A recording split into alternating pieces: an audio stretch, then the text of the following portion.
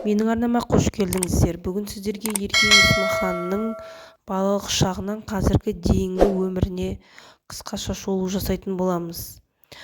Ерке Есмахан 1984 жылы 30 қарашада Ақтөбе облысының Ергез ауылында дүниеге келген. Әкесі Абдыраш, анасы Мақпал. Отбасында 5 бала өскен.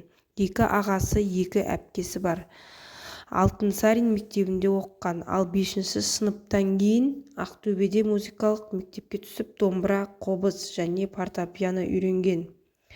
Еркенің алғашқы ұстазы әрі жеңгесі Ләззат Нұрмахан бала күнінен қадағалап мектепке жетектеп жүрді. Ол өте ерке әрі өнерге жақын болған. Орта мектеп біткеннен кейін ол Ақтөбеде музыкалық колледжде классикалық вокал оқып, 2005 жылы Алматыдағы Құрманғазы атындағы өнер академиясының эстрадалық вокал бөліміне түскен. 2009 жылы белгілі продюсер Баян Есентаева басқаратын Іңкәр тобында әнші ретінде өнер көрсетті. Топтан танымал сәттері: 2009-2015 жылдары Іңкәр тобының құрамында болды. 2012-2016 жылдары топтың және дуэттердің хиттерін шығарды. 2015 жылы «Алло» бейнебаяны миллионнан астам қаралым жинап, Еркенің танылмалдығын арттыра түскен.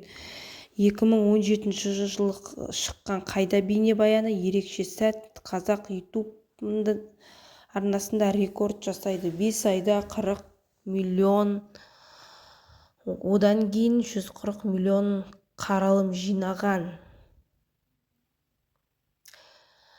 Отбасы туралы айтатын болсақ, алғашқы некесі Асхат Садырбай мен отбасы құрған. Одан бір ұлы бар, Муслим есімі. Жанұясы 2023 жылы рэпер Райымбекпен неке қидырып, 2023 жылдың қарашасында ұлдары Ислам дүниеге келді. Ал 2024 жылдың аяғында Ерке 3 рет сәби күтіп отырғаны жария болды. Және де осы жылы 2025 жылы жақында 3 ұлын дүниеге әкелді.